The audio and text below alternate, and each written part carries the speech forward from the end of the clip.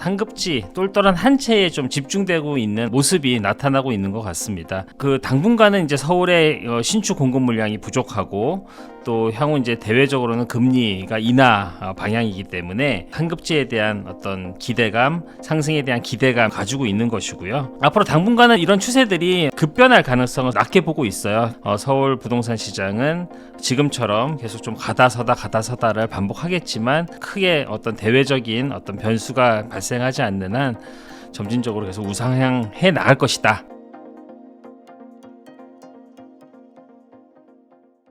안녕하세요. 오늘 인터뷰 진행을 맡은 김혜은입니다. 오늘은 옥동자 강대성 작가님과 함께 서울 수도권 부동산 시장의 핵심 흐름과 그리고 지금 투자자들이 반드시 체크해야 할 전략까지 이야기 나눠보도록 하겠습니다. 작가님 안녕하세요.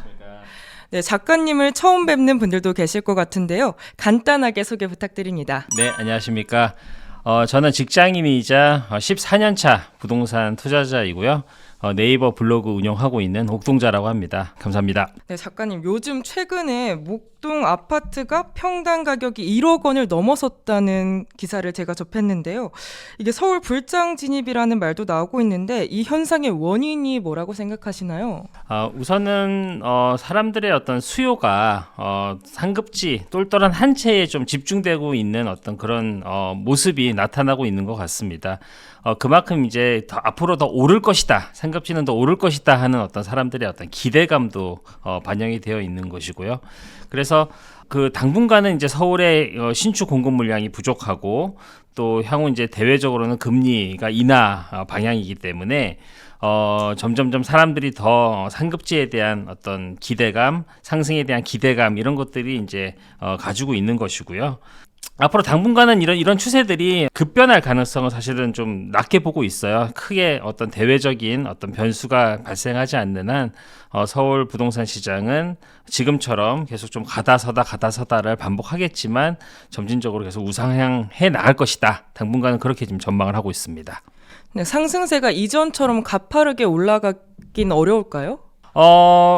왜냐하면은 사실은 그건 좀 시장의 어떤 흐름을 또 지켜봐야 될 부분이 있긴 하겠지만 사실 제가 보는 관점에서는 서울 부동산 시장이 가지고 있는 어떤 내재적인 힘이라는 것이 좀 상급지에 좀 몰려있는 그런 것으로 저는 보고 있거든요. 그렇기 때문에 일부 상급지에서는 좀 저희가 지금 현재 상상하지 못하는 가격 수준으로까지도 상승해 나갈 수 있을 거다라고 보지만 서울 상급지를 제외한 중하급지라든지 수도권의 경우에는 사람들이 기대하는 것만큼의 어떤 상승폭이 보이지 않을 수도 있다. 이렇게 보고 있습니다.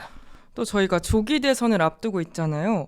이 조기 대선을 앞두고 부동산 시장이 관망세에 들어갔다는 평가도 많은데요. 작가님이 체감하시는 현장 분위기는 어떠신가요? 지난 3월 19일로 기억을 하는데요. 토어제가 이제 재지정이 되면서 토어제로 묶인 지역들에 대해서는 좀 거래가 급감한 것도 사실입니다. 그래서 한 4월 한 달 정도는 거래가 좀 주춤하기도 했었고요.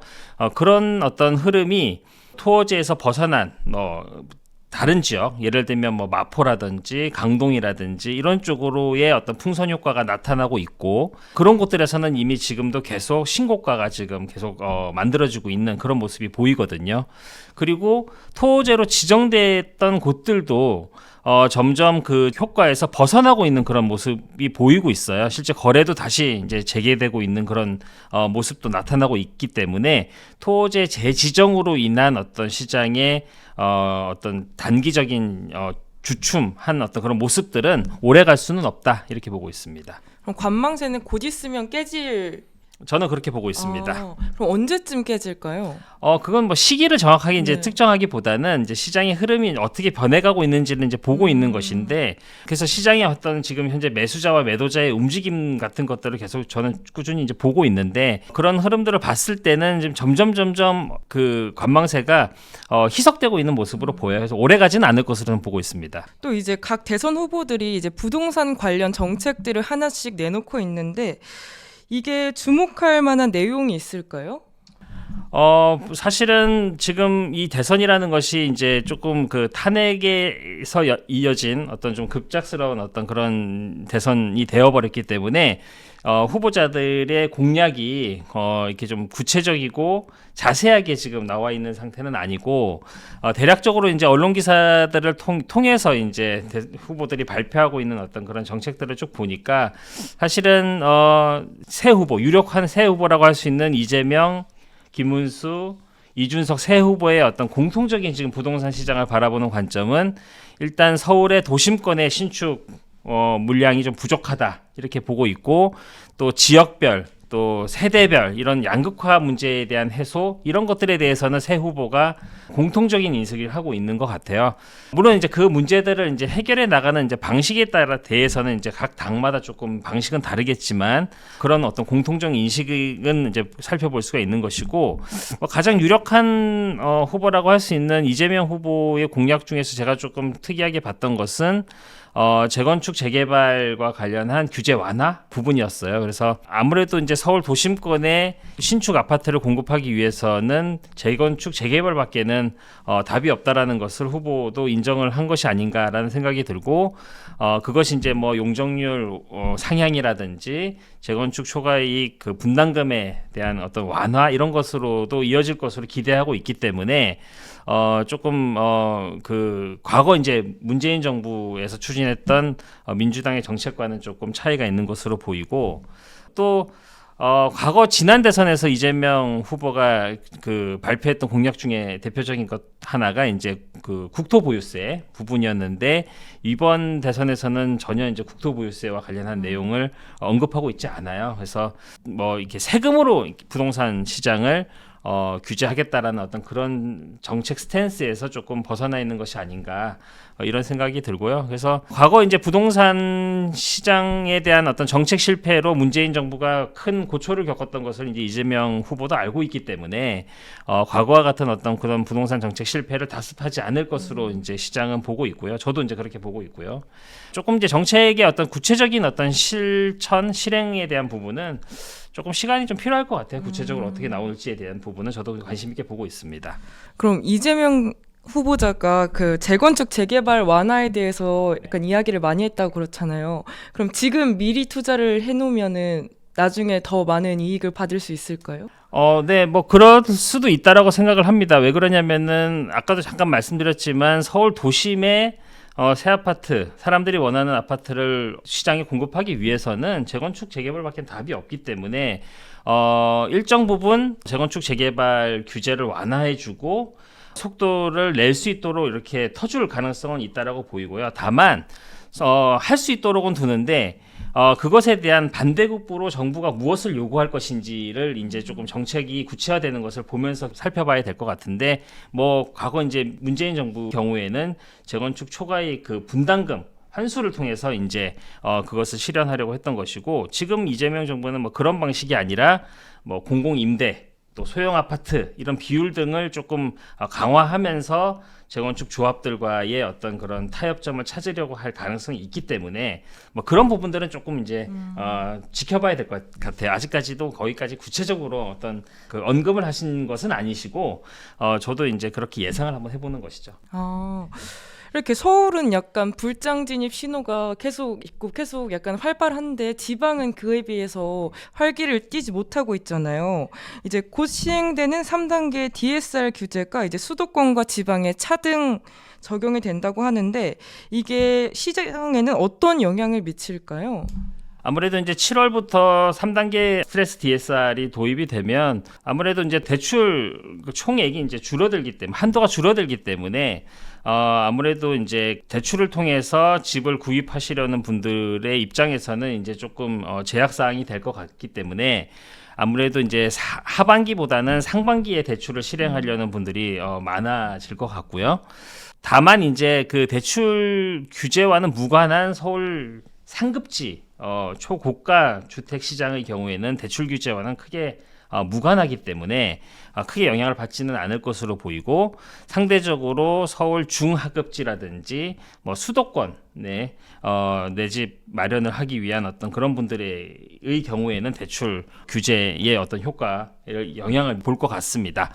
지방은 상대적으로 지금 DSR 규제에서 조금 벗어나 있어서 그런 부분에서는 이제 한숨 돌릴 수 있다라고 이렇게 보일 수가 있는 것이고요.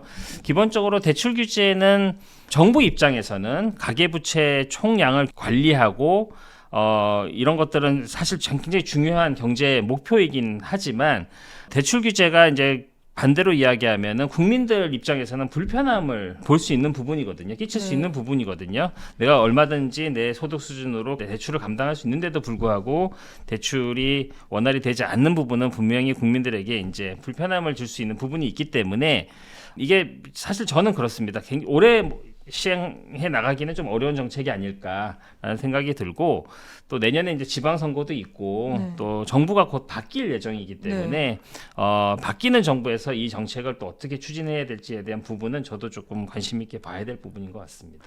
이제 규제를 또 다시 풀어줄 가능성도 있을까요? 저는 있다라고도 볼 수 있을 것 같습니다. 그리고 또 정부가 공시가격 2억 원 이하 지방주택에 대해서 취득세 중과세를 제외하겠다고 발표를 했는데요. 약간 이 정책이 지방 부동산에 실질적으로 온기를 불어 넣어줄 수 있을까요? 우선 뭐 지방 부동산은 사실은 그동안 고금리 그리고 그다음에 그 지역별로 좀 공급이 과다한 지역의 경우에는 또 미분양이 해소되지 않으면서 상당히 오랜 기간 지금 침체의 구간에 이제 있었었는데요. 그런 어떤 모습들이 지금 이제 최근 이제 들어서는 공급 물량이 조금 줄어들고 또 금리가 조금 낮아지고 또 지금 이제 정부에서 발표한 어떤 그 취득세 중과 완화 조치 같은 어떤 규제 완화 정책들과 이제 맞물려서 서서히 이제 회복하는 장세로 가지 않을까 이런 이제 예상을 하고요.